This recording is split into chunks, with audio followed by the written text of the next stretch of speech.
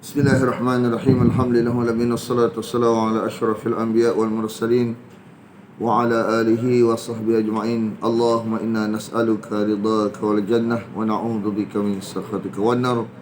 Allahumma innaka 'afuwun tuhibbul 'afwa fa'fu 'anna wa an walidina wa an jami'al muslimina wal muslimat wal mu'minina wal mu'minat al ahya'i minhum wal amwat برحمتك يا أرحم الراحمين. وصلى الله على محمد وعلى آله وصحبه وسلم والحمد لله رب العالمين.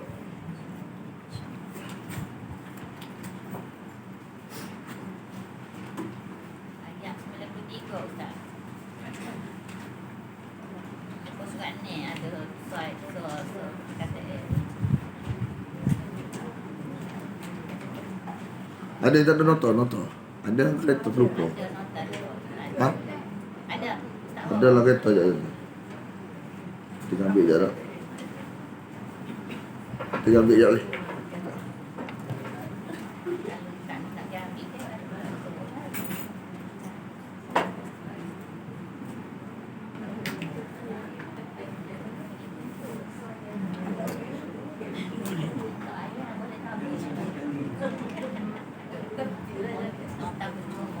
Lalu rasa tak ada tahu. Bapak nota pun yang sponsor.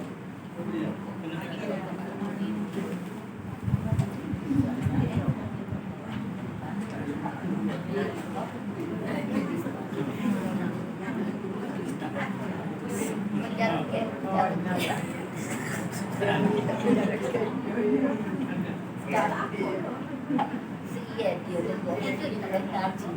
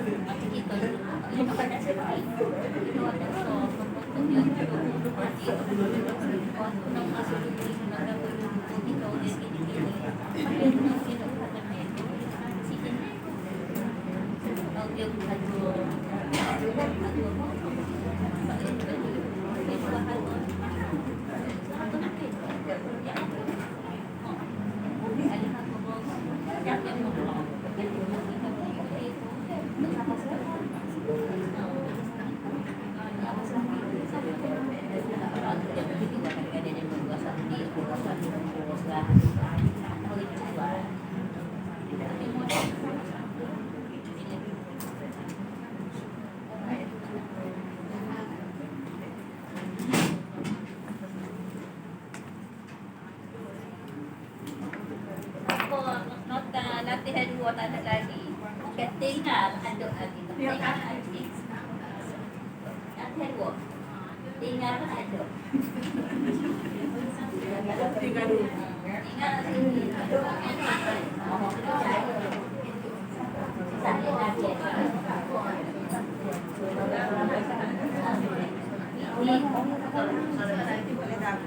Ini boleh tabung. Aku berapa nak?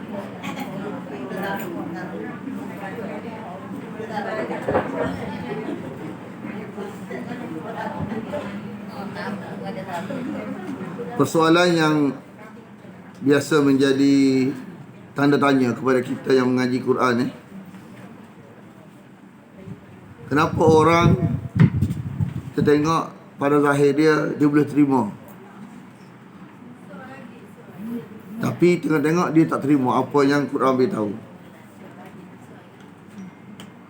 Ada orang ni kita tengok zahir dia macam tak terima, tapi dia terima. Orang yang kita tak suka boleh terima. Orang yang kita suka terima, tak terima. Kenapa jadi lagu tu? Padahal kita tengok Quran ni jelas nak kona dah. Tapi bukan semua orang boleh terima. Yang kadang-kadang kita dah sangka dia tak boleh terima, dia terima. Yang kita dah sangka yang boleh terima, tak terima. Kenapa jadi lagu tu?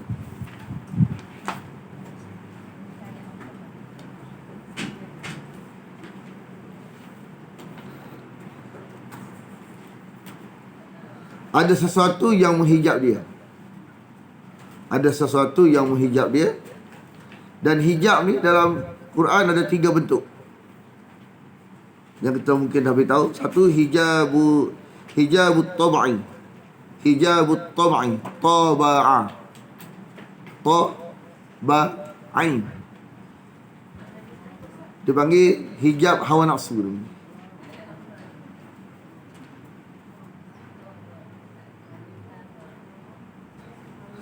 Satu ta, satu ta. Kalau ta tu makna ikut. Kalau taba'a, ikut. Taba'a makna dia menutup satu perkara yang menutup dia, tapi nafsu, merujuk nafsu. Kalau hijab hawa nafsu ni panggil hijab tab'i.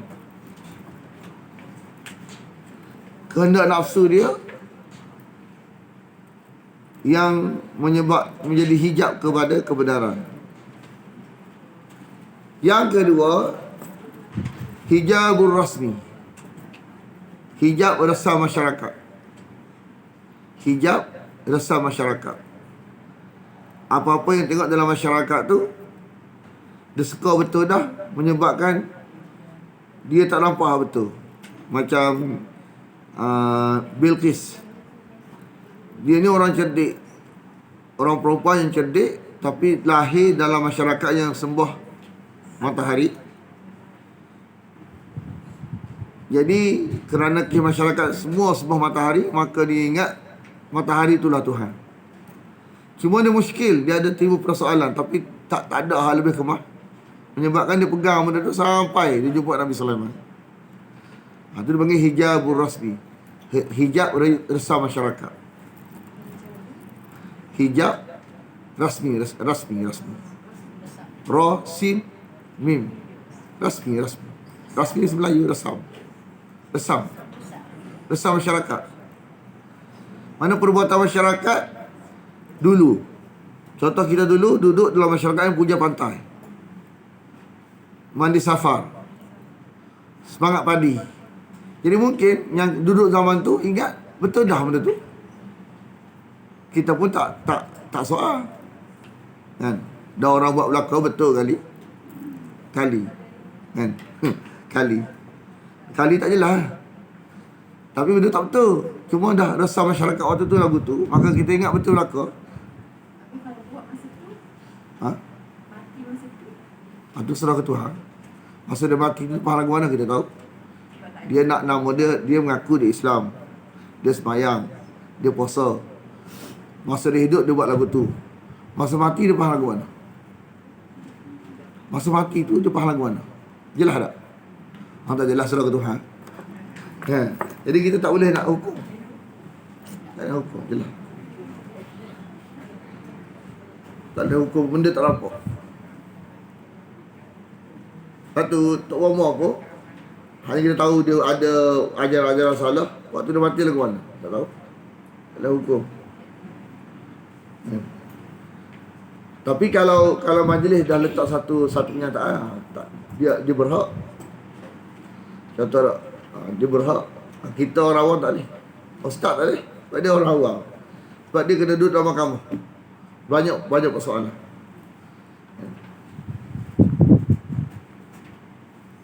Yang boleh keluar kenyataan ni mahkamah saja. Majlis. Tu pun mana tak salah sebab hukum zahir.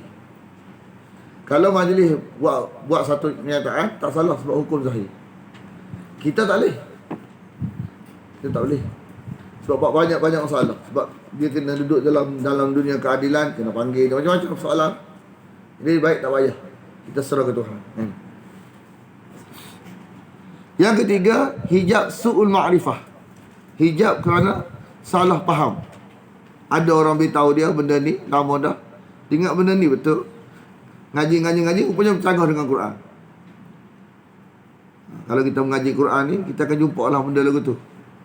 Oh, dah orang cerita lagu tu. Lagu tu macam dulu masa kita sekolah dulu, dia sebut, kita ingat ustaz negeri kita ya, Kelantan pun sebut lagu tu juga biasa kat sekolah kan. Ustaz kadang-kadang dia tak buat kajian, dia sebut lagu tu, orang duk faham lagu tu. Dulu kita ingat sebab Ustaz sebut lagu tu. Berlaku zaman Bani Israel jadi kera. Ni zaman Musa. Sebut kera Musa, kera. Mana berlaku zaman Musa? Tahu nama Nabi Daud. Nabi Daud dengan Nabi Isa. Tapi dulu kita dah standard. Tak boleh salahkan hak pengajar kita. Kan dia kadar hak dia mampu dah sampai. Kita kena kaji lah pula. Dan kita tengok dalam Quran, dalam hadis Nabi tak ada riwayat kata rubah jadi kera zaman Musa. Cuma Bani Israel tu zaman bila? Zaman Nabi Daud. Mana Bani Israel duduk dekat pantai. Di kawasan pesisiran pantai. Kalau kita baca surah Baqarah, kan, tidak pernah sebut nama Musa, tak pernah. Cuma dah disebut lagu tu, kita pun faham lagu tu. Itu kata hijab su'ul ma'rifah. Bila kita mengaji, banyak perkara lah terbongkar. Oh, hak ni tak jelas orangnya, tak tepat, hak ni tepat. Jadi kaedah kita ni, bila kita mengaji, kita kena bersiap sedia untuk tukar satu bentuk, satu kepahaman kepada kepahaman yang lain. Apabila kepahaman kita pegang tu tak kuat hujah dia, tinggal ambil lagi. Tak perlu kita nak keras pegang padahal hujah tak ada oleh kita. Buat apa? Kita berpindah-pindah. Lepas tu bila tengok kuat lagi, pindah ke lain pula, ke barangkali. Itulah kaedah dipanggil cara mengaji ilmiah. Dia tak setempat lagu tu tak. Maka bila ada satu macam-macam mengaji sains lah juga. Di makmal kan, bila ada pengkajian yang lebih baik, pada pengkajian lebih tepat, maka dia ambil hati. Okey, 3 ni. Cuma tajuk kita dalam surah ayat 93 ni, hak nombor 3, hijab su'ul ma'rifah. Mana kalau kita ada ambil satu kepahaman yang salah, hadis palsu, amalan ni amalan yang tak betul, contoh amalan ni khurafat, kepercayaan ni khurafat, benda ni lah yang menjadi hijab kepada kebenaran. Boleh jadi. Sebab apa? Racun. Kita ajar dah masa awal kelas dulu, dunia adalah racun. Kan? Dunia adalah racun. Tapi bagaimana kita kalau tak ambil dunia, mati kita. Kita berhajat kepada dunia. Dunia keperluan bagi kita, tapi dunia ni racun. Bagaimana kita nak selamat daripada racun tu? Sebab kita nak guna dia juga, sebab kita perlu dia. Tapi kalau kita ambil dia hakikat dunia ni racun, maka kita ambil cara yang menepati wahyu. Jadi cara menepati wahyu tu jadi penawar kepada racun. Kalau ambil tanpa neraca wahyu, racun sungguh. Satu lah orang kalau kita makan tu dunia. Dia ada campur dengan syariat. Sebelum makan baca bismillah. Jadi dengan campur wahyu tu, ambil dunia campur dengan wahyu tu menyebabkan racun tu jadi apa? Mana wahyu tu dia penawar kepada racun. Tapi orang yang kejar dunia tanpa peduli dengan wahyu, jadi racun sungguh. Nampak tak? Jadi racun sungguh, yang akan mengubah sifat dia. Tapi kalau kita ambil dunia ni dengan neraca wahyu, dengan cara wahyu, maka wahyu tu jadi penawar kepada racun tu. Biasa kalau orang pandi lepas meracun, dia kata apa? Lepas kita meracun, kita minum air kelapa. Dia kata lah, wallah lah, kita tak tahu benda macam mana. Dia kata kalau minum air kelapa, racun tu jadi kurang lah sikit kan. Dari sudut apa tu betul ke salah, anda tak tahu. Tapi ini cerita orang-orang racun padi. Daripada meracun tu, ayah kita juga, dia meracun, lepas tu dia ambil air kelapa, dia minum. Tanya kenapa? Mana kata tadi racun ni bila kita minum air kelapa ni, dia penawar pada racun tu.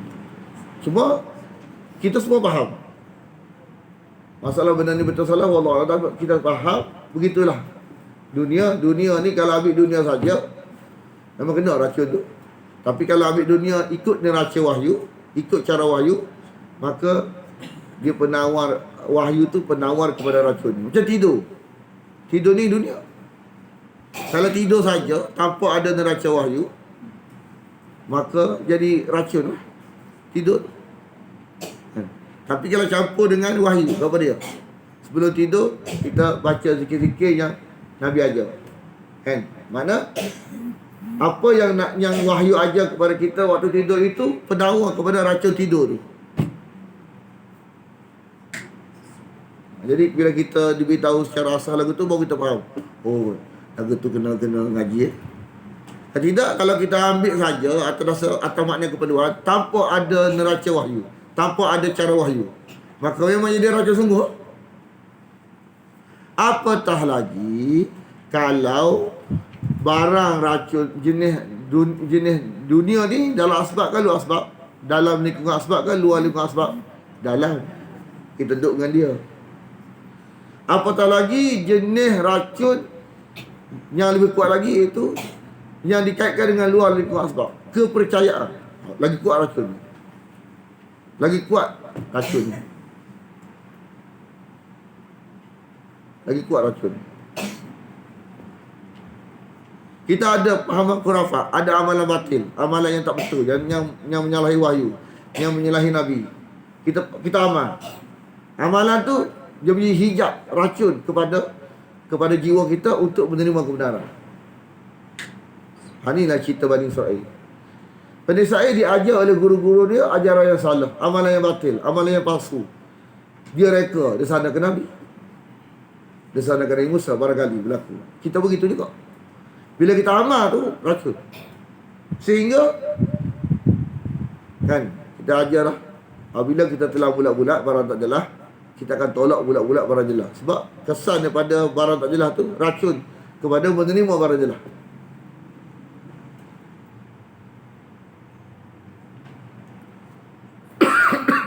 Nice lah. Tiba je kering ni. Tak.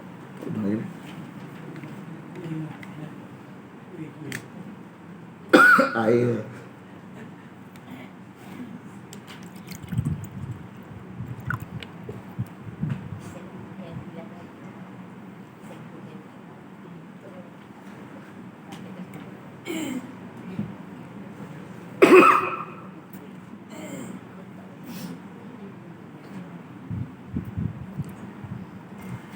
Taurah diturunkan, kan? Taurah diturunkan selepas Bani Israel puja lembu. Kan syarat untuk dapat Taurah ni kan, Musa kena bermunajat. Kan ada cerita dia kena bermunajat 40 hari tambah 10 hari. Jadi kita tengok balik kataan. Lepas tu waktu dia pergi bermunajat tu, Bani Israel puja lembu. Jadi hak Taurah ni barang jelas, lembu tak jelas. Jadi dia terima hak lembu dulu. Jadi Taurah ni dia berat nak terima. Jadi kita lagu tu juga. Kalau kita ni jadi kosong, tak ada barang-barang palsu kat kita, maka Quran ni mudah terima. Tapi kalau ada barang palsu kita hura-hura, bercanggah dengan kita. Oh, sudah canggah dengan kita. Macam kita tu neraca jadi. Dia terlupa bahawa wahyu tu neraca kebenaran. Hak Ustaz kata ni bercanggah dengan kita, bercanggah dengan kita. Bukan bercanggah dengan wahyu, bercanggah kita. Seolah kita ni neraca. Lepas tu tak mari dah. Nampak. Kalau ada barang tak betul, kita jatuh gitulah natijah dia. Dia bercanggah dengan dia. Kita mendoakan tak ada lah betul. Cuma kalau berlaku, kita kena check. Kita kena check bercanggah kita. Kadang-kadang syaitan je bercanggah. Dia provokasi, bercanggah denganmu ni. Nak mari pula bercanggah denganmu ni. Kita mengaji wahyu dah, bercanggah dengan aku. Aku bukan neraca. Cara jawab dia. Bercanggah dengan aku, bukan neraca. Dia akan ajar satu perkara yang menyalahi wahyu. Bercanggah dengan aku, bukan neraca aku ni. Kalau neraca tak apa, mana ada neraca kebenaran kat aku ni. Kecuali aku ni adalah kebenaran, lain lah. Kebenaran ni Allah Ta'ala je, kan. Jadi apa-apa yang disandar kepada Allah, contoh Quran, Nabi, tu boleh kita kata kebenaran. Tapi kalau Ustaz Razali tak boleh. Kita bukan neraca kebenaran. Kita ulas saja. Jadi kebenaran tu adalah datang daripada kalam Allah, kalam Nabi. Sesuatu yang menepati kalam Allah, kalam Nabi, benar. Kalau tidak menepati, salah. Jadi bukan tak boleh letak neraca tu kena betul dulu. Baru kita bincang bab kebenaran. Kalau tidak, payah. Sebelum kita nak mengaji, kita nak mengajar, kita letak neraca kebenaran tu duduk mana? Duduk dekat mana? Dekat kalau duduk dalaman kalam Allah, Quran. Dalaman kita betul salah tu Quran yang boleh cakap. Kalau menyalahi Quran, tak betul. Quran lah neraca kebenaran dalaman kita. Kalau serupa Quran, betul lah. Kalau tak serupa Quran, tak betul. Tak dulu neraca. Luaran, neraca kebenaran duduk kat Nabi. Kalau siapa boleh nak ganggu tu, kaca daun tak boleh. Mana kalau menempati Nabi, betul lah. Kalau menyalahi, salah. Kita letak tu dulu. Baru-baru kita bercakap. Kalau tidak, rumit. Hak jadi rumitnya masyarakat ni, dia tak dia ajar neraca. Jadi dia jadi bingung sebab dia tak ada metod. Metod yang betul. Allah dia kata apa? Penting lah. Ustaz ni kata lagu ni. Ustaz ni kata lagu ni. Sebab dia tak nak neraca jadi lagu tu. Dia tidak diajar neraca dulu. Tak neraca betul tu mana dulu. Hak dalaman Quran, luaran Nabi. Baru kita cakap. Baru kita hura-hura. Pegang tu dulu. Pegang. Baru dia akan nampak. Metod kemah. Dia akan betul jalan. Tapi kalau taklah tahu tu pening. Nah. Kita tengok ayat ni. Ayat 93. Dan ingatlah ketika. Tahu dia?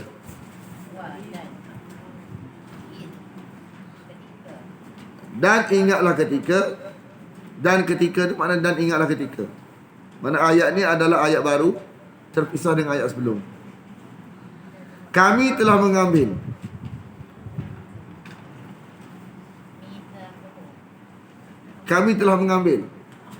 Akhazna. Kami telah mengambil. Maknanya ambil apa ni? Ambil janji. Maksud ambil janji ni makna mereka telah menerima Taurah. Taurah ni dipanggil kitab perjanjian.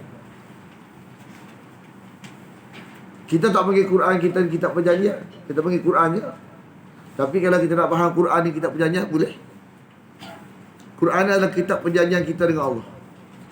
Apa yang berlaku ke akhirat esok berdasarkan hak dalam Quran ni lah. Tak ada hal lain. Hak mulut Ustaz Razali tak berlaku. Hak berlaku hak dalam Quran ni. Kalau ulasan kita serupa dengan Quran ni, betul lah.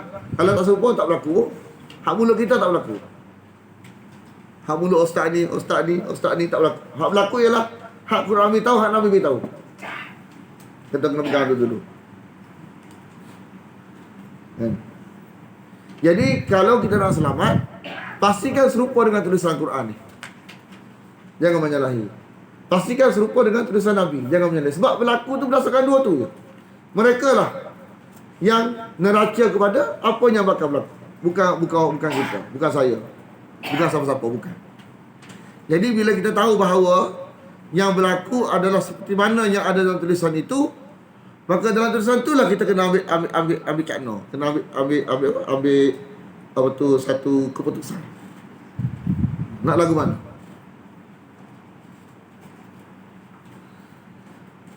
Dalam Quran, kalimah misaq semua makna janji, kecuali dalam surah Al-Baqarah ayat 27. Makna meneguh maknanya. Hal lain semua makna janji. Ini pun janji. Dan ingatlah ketika kami mengambil janji dengan kamu. Mana Allah ambil janji dengan Bani Israel.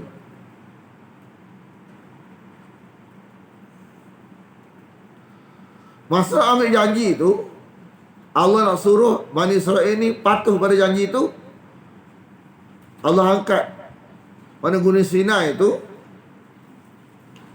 diangkat seumpama awan yang bakal menghempak Bani Israel.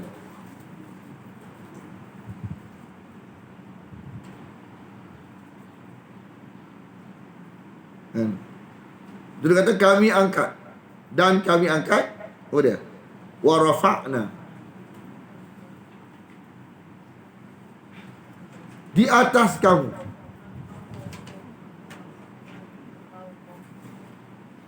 Fauqa di atas.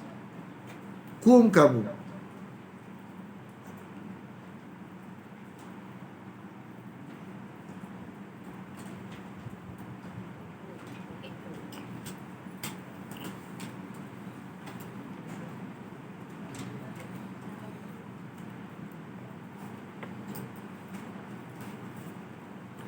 Gunung Sinai.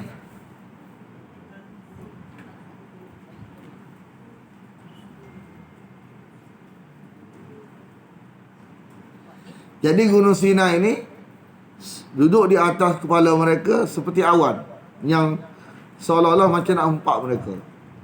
Betul Allah kata, kamu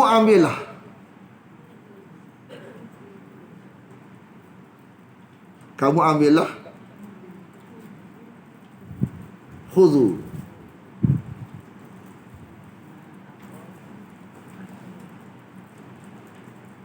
Ambil ni makna dia terima lafaz dan makna dia. Ambil ni maksud dia ngaji. Ambil ni mana ngaji. Nak ambil macam mana tulisan? Kan? Ambil tulisan ni. Nak ambil macam mana? Maksud dia ngaji. Ngaji tu.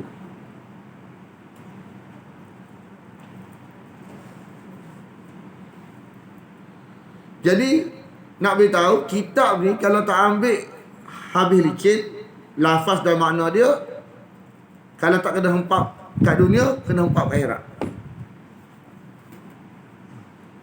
Bukan sunat ni. Mengaji makna ni bukan sunat.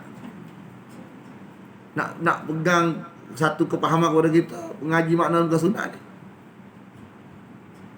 Makna kalau besok kalau tak mengaji, besok mati kena hempak.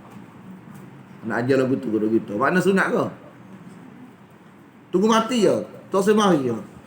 Hempak kena hempak selalu. Sunat ke? Dok. Barang kena hempak ni bukan sunat. Barang wajib. Dalam surah, dalam ayat lain sebelum ni, wazkuru ma fi. Ingatlah apa di dalamnya. Jadi ingat apa ni? Ingat lafaz ni, ingat mana? Makna. Jadi surah ambil ni ambil lafaz saja, kau ambil makna saja. Alhamdulillah hari ni kita ambil lafaz dan makna. Hak ni betul. Hak ni tu dah tanggungjawab.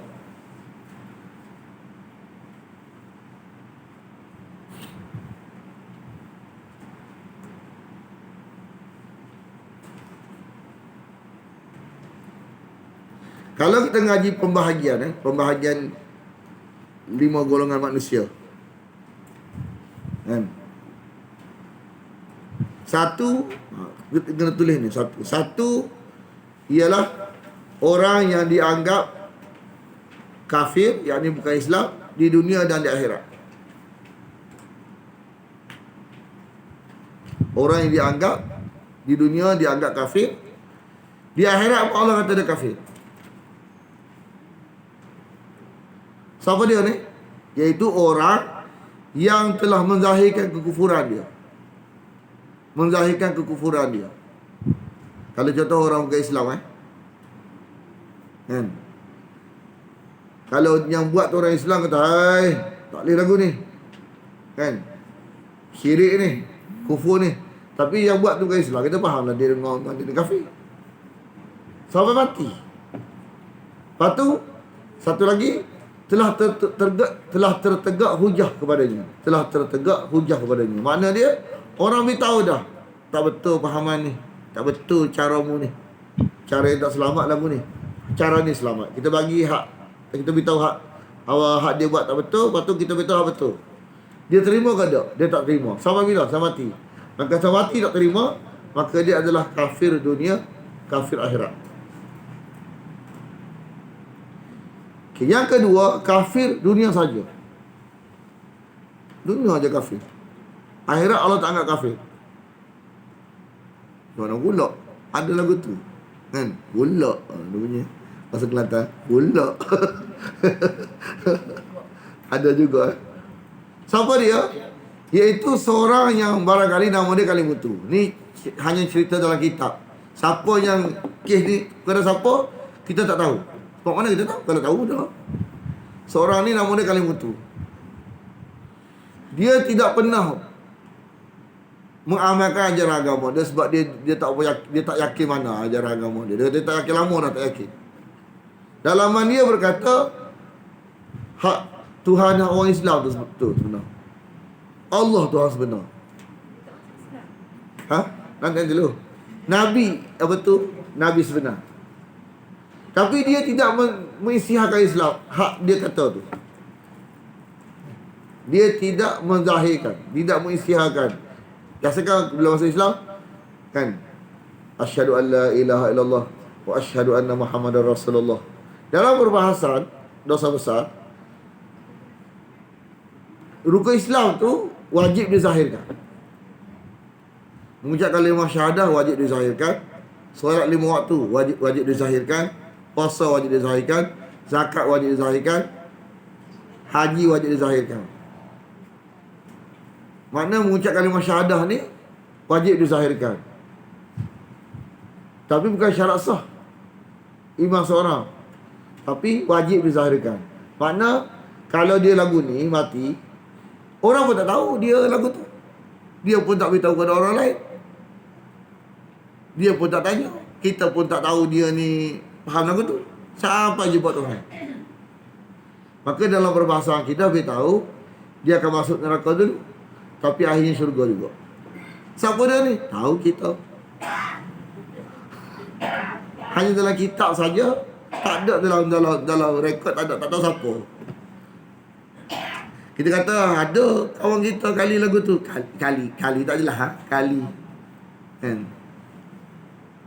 Mungkin, tapi tak nak kata tak lebih tak ada juga. Ni cerita tu ada, tapi tak tahu siapa. Tapi tahulah. Okey. Yang kedua, jenis orang kafir tadi dua tadi. Mana kafir dunia saja yang mencari kebenaran sampai jumpa Islam. Maka dia pernah ada rekod orang kata dia kafir. Dia pernah ada rekod orang kata dia Islam, tapi dia kafir dunia saja pernah. Dan pernah orang kata dia Islam sebab masuk Islam lah. Dan ke akhirat esok Allah pun kata dia Islam. Tahu tak? Mana kafir dunia saja. Dunia ni pernah rekod dia ni kafir. Tapi sebelum balik jumpa Tuhan, dia mengucap kalimah syahadah sebab dia cari kebenaran. Maka dia dikira Islam. Lepas tu mati esok pun orang kata dia Islam. Ni kafir dunia saja. Dunia pernah kafir, akhirat tak. Dunia pernah kafir dan masuk Islam. Dan akhirat pun Allah isytiharkan dia orang Islam, bukan lagi dia orang kafir. Faham ke? Dua. Buat satu dua ni termasuk satu ni tak tahu lagi, tak tahu langsung. Tak tahu langsung dia masuk Islam. Dua lagi. Mana kafir dunia saja. Kafir dunia saja ni ada dua kategori. Satu yang masuk Islam orang tak tahu, orang yang terima Islam orang tak tahu. Satu yang terima Islam orang tahu. Tapi dia kafir dunia sajalah. Islam tidak dikira kafir. Cuma haknya ni kemah Islam dia mengisytiharkan Islam dia masuk syurga selalulah. Hak yang tadi tu masuk neraka dulu sebab dia tidak mengisytiharkan Islam dia ni. Berbahasa saja. Allah, mana barang-barang jenis lagu ni kalau Allah nak apa, dia pun. Tapi cerita ni bentuk perbahasan. Hakikat dia serah Tuhan lah. Kan? Kita sebagai manusia sekadar ni kita boleh jawab. Kalau kita jadi orang kafir, kalau kita ni asal lahir kafir, bukan Islam, kita rasa beruntung tak kali mutu ni? Beruntung sebab orang lain kali mutu juga. Nama dia kan lahir Hindu juga, tapi tak kesempatan untuk masuk syurga selama-lamanya. Dia ada kesempatan. Tapi dah lebih lagu tu kan? Tapi kita jangan dua hayal lagu tu lah. Kita dah tak boleh tak boleh. Kalau gitu Tak boleh gitu. Sebab kita ni Allah dah gini kena lagu lain lah. Okay, yang ketiga, kafir akhirat saja.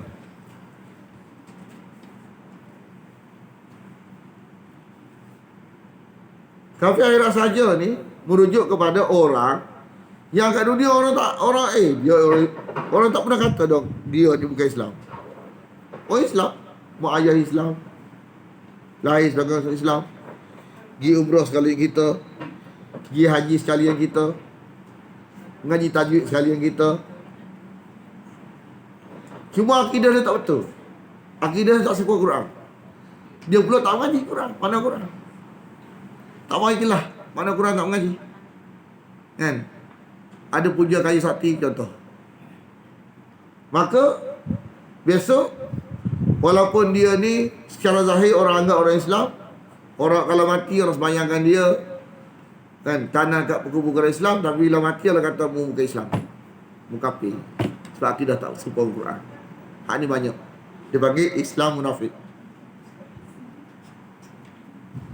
Bila kita mengaji, alhamdulillah, mudah-mudahan kita tak termasuk orang nombor 3. Sebab orang nombor 3 ni tak mengaji. Orang Islam yang tidak mendalami makna Quran, dia bersiko jatuh nombor 3.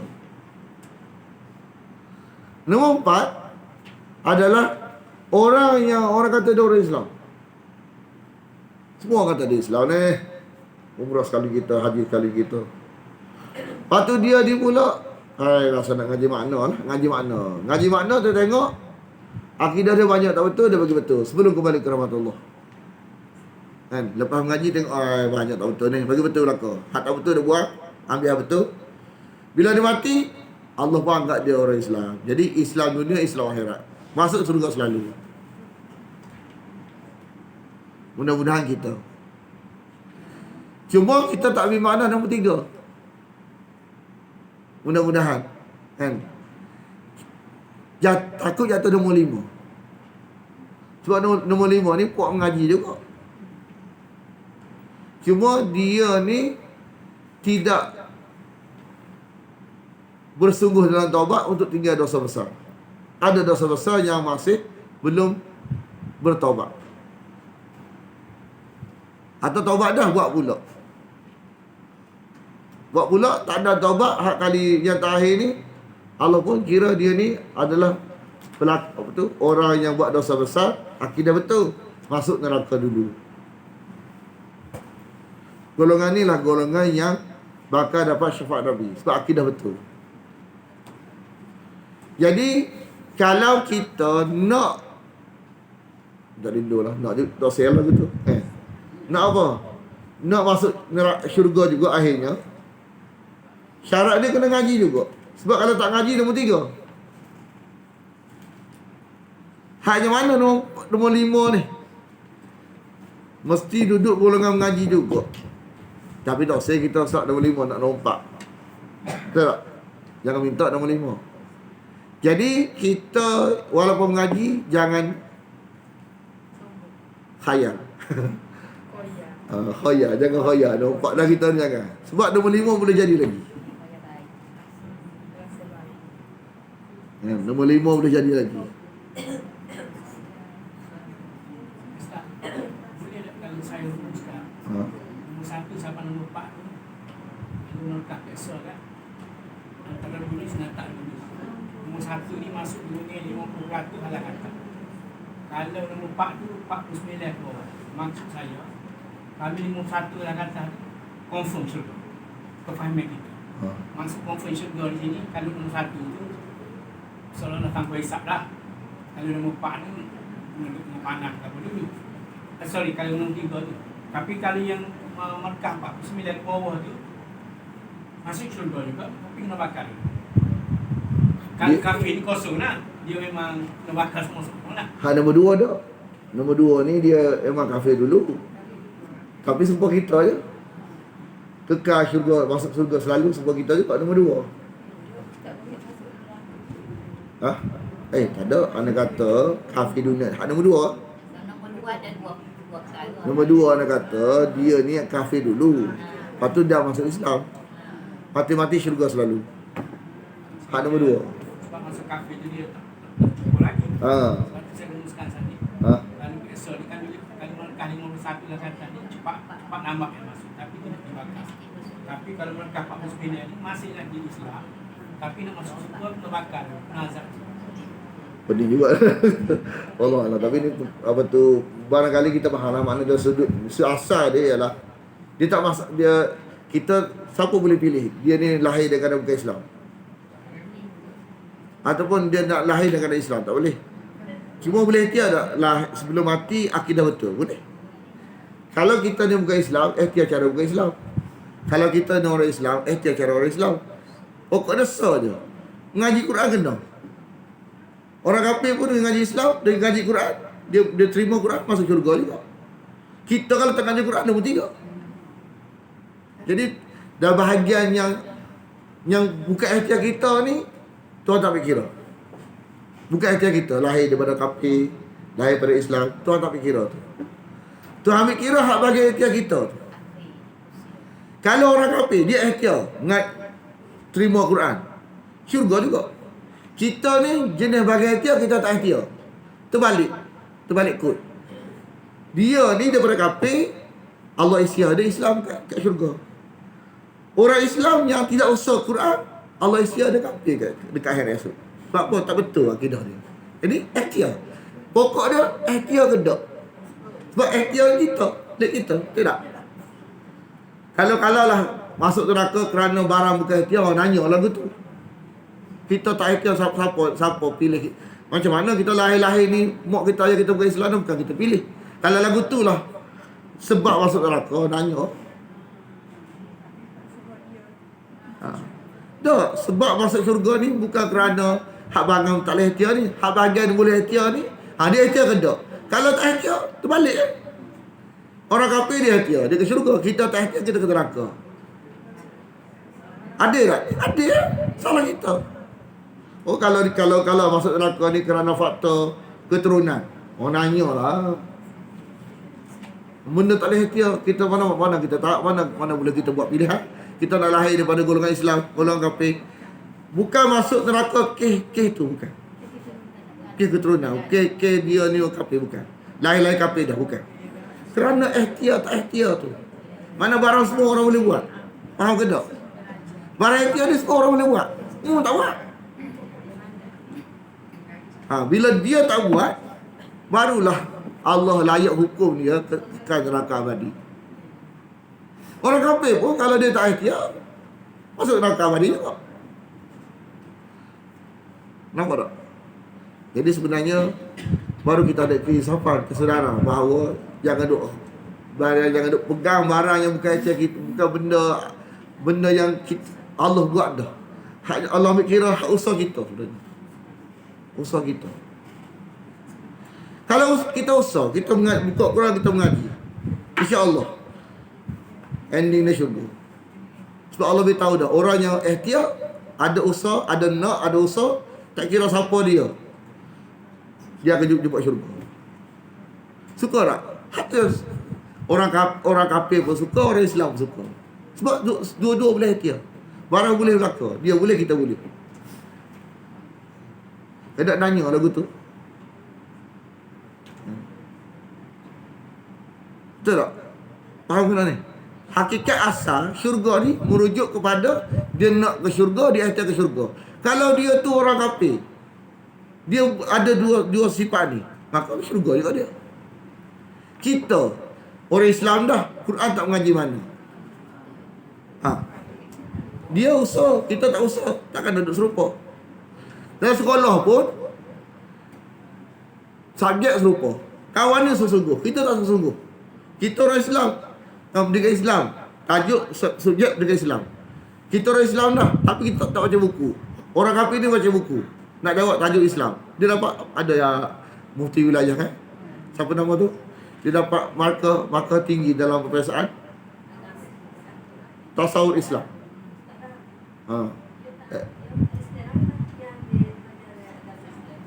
Hatta lama, hatta baru ni ada satu hamba Allah ni, Prof Budak, dia ambil tasawuf Islam. Mufti wilayah bagi hadiah ke dia. Makna okey, tasawuf Islam satu subjek yang patut dipahami. Ada orang ni orang Islam, dia tak baca buku. Luluh tak? Tak luluh. Dia ni baca buku. Luluh tak? Luluh. Mana ikhtiar dia. Kalau orang Islam pun kalau sungguh-sungguh ngaji, dapat juga. Tapi tak sungguh-sungguh. Satu kesedaran bahawa bukan masalah takdir asal kita, masalah ikhtiar kita tu. Ikhtiar kita. Padahal benda yang boleh usaha berlaku. Jadi syurga ni semua boleh usaha. Semua boleh. Ha? Kita ni betul lah bernasib baik. Macam mana? Bernasib baik dah sebab dilahirkan dalam Islam. Alah. Tapi kalau dalam Islam dah pun ada juga orang Islam dah tak sayang ngaji. Kan? Jadi bukan masalah Islam tak Islam, masalah dia ikhtiar ke tak. Tu masalah dia. Orang yang ikhtiar Allah bagi jumpa. Orang yang tak ikhtiar Allah tak bagi jumpa. Ada satu orang Islam ni dia lahir negara yang apa tu bukan Islam tapi tak ada Islam segabut. Dia pergi cari kat luar. Ada? Bagi habis ayat ni. Lepas tu dia kata khudhu ma atainakum biquwah. Biquwah ni dengan sungguh-sungguh. Biquwah ni bukan nak saja, kena sungguh-sungguh. Kami datang beri kamu beri kamu Quran ni, tapi mu kena sungguh-sungguh dengan dia.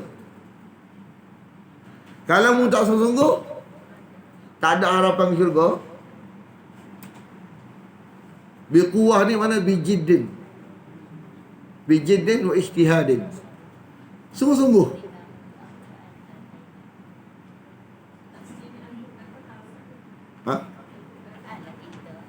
Kalau tajuk ni Taurah, kalau kita Quran lah. Kita kena ambil ibrah ni. Makna kalau Taurah kena sungguh-sungguh, Quran tak kena sungguh ke? Lebih lagi ya. Makna nak cerita dengan kitab ni kena sungguh-sungguh dengan dia. Tak boleh buat ala kadar, tak boleh. Ngaji baca tajwid sudahlah. Syurga kali. Tak ada lagu tu. Hanya bahagian lagu tu tak ada harapan. Dia kena dua-dua sungguh-sungguh. Lafaz kena sungguh-sungguh, makna pun sungguh-sungguh. Lepas tu boleh tak boleh tu nombor 2 dah.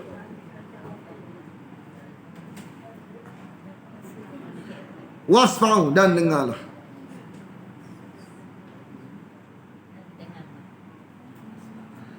Tapi Bani Israel kata apa? Qalu, mereka berkata,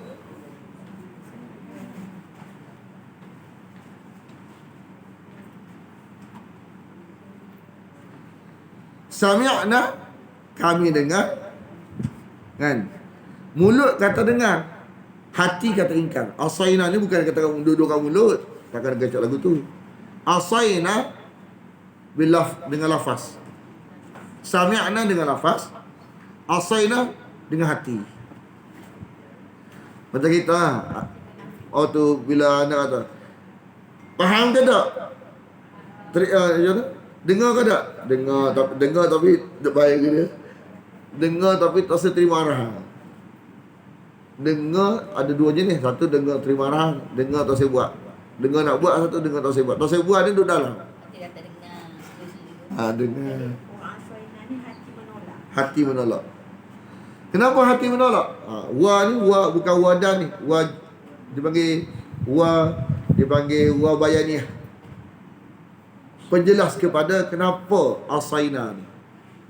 Dan tapi menghuraikan sebab hati tolak. Sebab hati tolak. Tak apa? Telah divaksin dia. Telah disuntik. Wa usyribu ni bukan telah diberi minum, disuntik.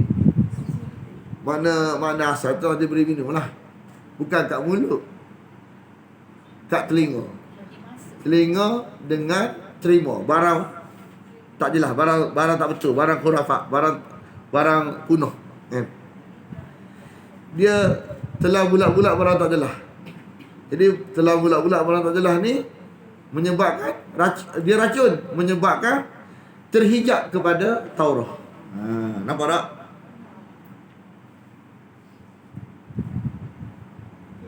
Telah disuntik dalam hati mereka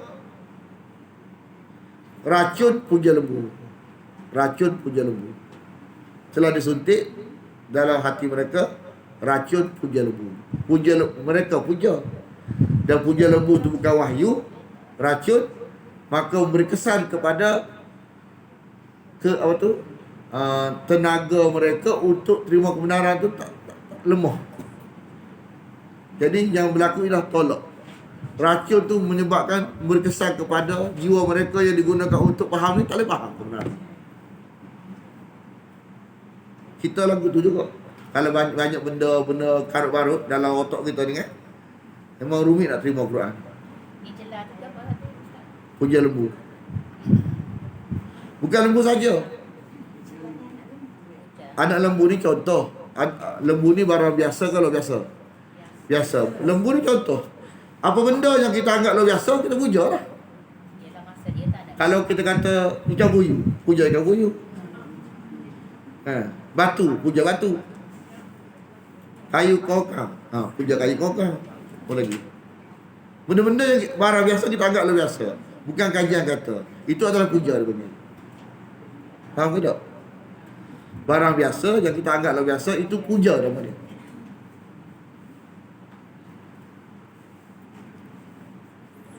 Disebabkan kekufuran mereka. Kalau kita tahu sebab disuntik racun tu, sebab kufur, tolak kekufuran mereka tu, Allah pun suntik racun.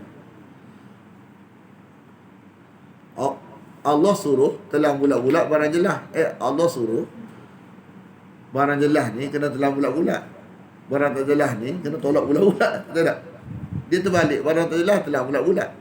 Akhirnya barang tak jelas tolak bulat-bulat. Sepatutnya step pertama mengaji hak jenis kena telah bulat-bulat. Kau boleh Quran. Dia hak Quran dia tak ngaji lagi, hak dia ambil hak lain dulu. Hak barang punah dulu. Maka hak patut telan, tak telan. Tolak. Tak jumpa syurga. Kul, katakanlah,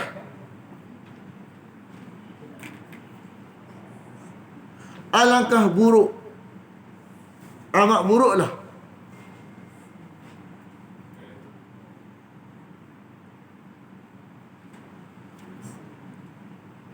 yang diperintahkan yang diperintahkan kamu, ya'murukum tu memerintahkan kamu.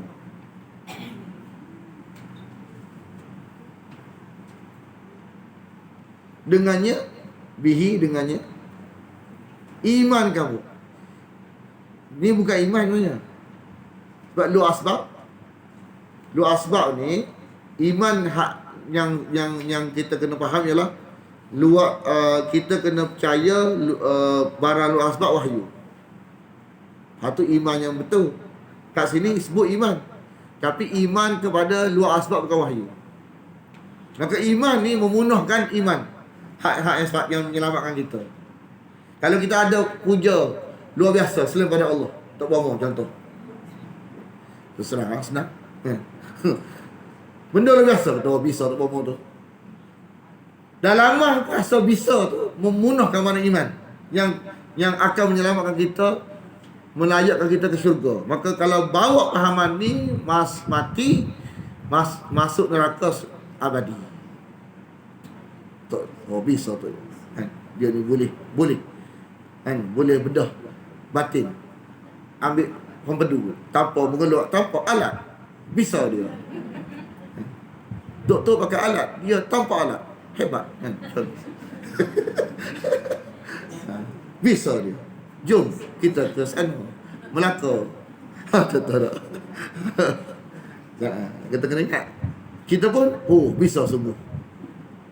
Atau apabila sampai kembali ke rahmatullah, tak terima benda ni. Bila dia mengaji, barang punah rupanya. Tak apa, alhamdulillah kalau dia betulkan pahaman sebelum mati, alhamdulillah. Sebenarnya kita kena faham, dapat tahu akidah kita punah sebelum kembali ke rahmatullah ni adalah anugerah.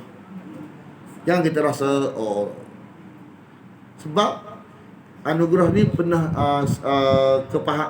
dapat tahu akidah punah sebelum kembali ke rahmatullah ini pernah dianugerahkan kepada para sahabat. Sahabat Nabi itu, mereka dulu ni, kebanyakan mereka adalah punah. Tapi Quran turun, betul ke akidah mereka, menjadi sahabat. Jadi apa kita rasa ni? Terima. Mana kalau kita ni dapat tahu sebelum kita kembali ke rahmatullah, sebelum ni akidah kita tak betul, alhamdulillah, anugerah. Anugerah yang paling besar yang pernah Allah anugerahkan kepada sahabat Nabi. Yang kita rasa kerana sensitif, tak kena tempat, jangan. Ngaku je kita ni tak tahu selama ni.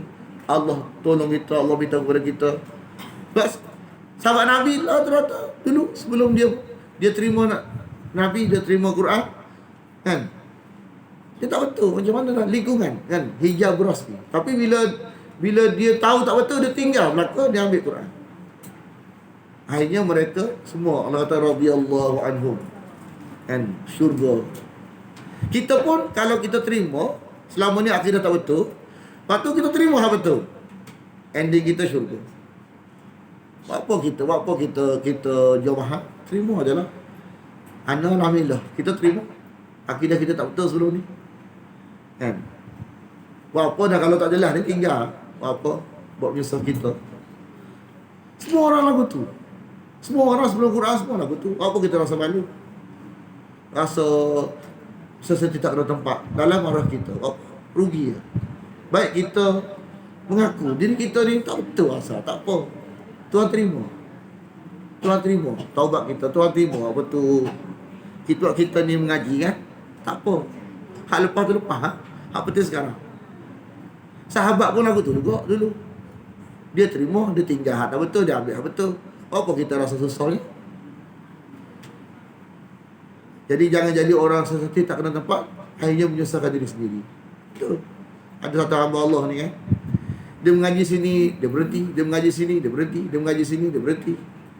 Menunjukkan lagu tu. Sensitif tak kena tempat. Ataupun dia kerja sini, dia berhenti. Apa? Tak puas hati dengan kawan ni. Lepas tu buat kerja sini, berhenti pula. Kerja sini berhenti pula, kerja sini berhenti pula. Kenapa? Sensitif tak kena tempat. Menyusahkan diri sendiri. Tengok tak? Apa?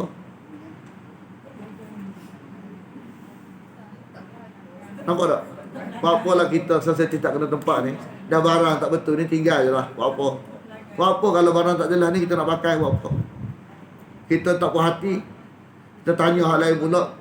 Kadang-kadang kena faham oleh, kadang-kadang kita ni terhijab oleh seseorang. Ada orang yang menghijab kita. Silap-silap kita tak puas hati, kita beritahu lagu ni, ustaz lain kata lagu tu. Oh, lagu tu dak dia. Tapi kalau silap kita sandar orang kata, bukan wahyu kata, kalau silap tanggung sendiri. Sebab anda beritahu dah. Kita telah diselamatkan, banyak orang terima. Kalau mu tak terima, tanggung sendiri ya. Nampak macam mana? Kita beritahu dah. Kita tak puas hati, tanya ustaz lain pula. Kena faham, setengah orang kadang-kadang menghijab kita. Orang tu, dia ada masalah dia. Kita tu masalah sebenarnya. Bismillahirrahmanirrahim. Alhamdulillah. Apa lagi?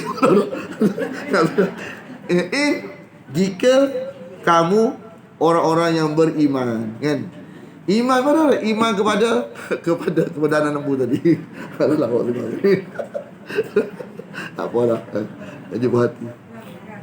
Bismillahirrahmanirrahim. Alhamdulillah wa nabiyina salatu wassalamu ala asyrafil anbiya wal mursalin wa ala alihi wa sahbihi ajma'in. Allahumma inna nas'aluka ridhaka wal jannah wa na'udzu bika min sakhatika wan nar. Allahumma innaka 'afuwun tuhibbul 'afwa fa'fu 'anna wa an walidina wa an jami'al muslimina wal muslimat wal mu'minina wal mu'minat al ahya'i minhum wal amwat bi rahmatika ya arhamar rahimin. Wa sallallahu ala Muhammadin wa ala alihi wa sahbihi wasallam. Walhamdulillahirabbil alamin.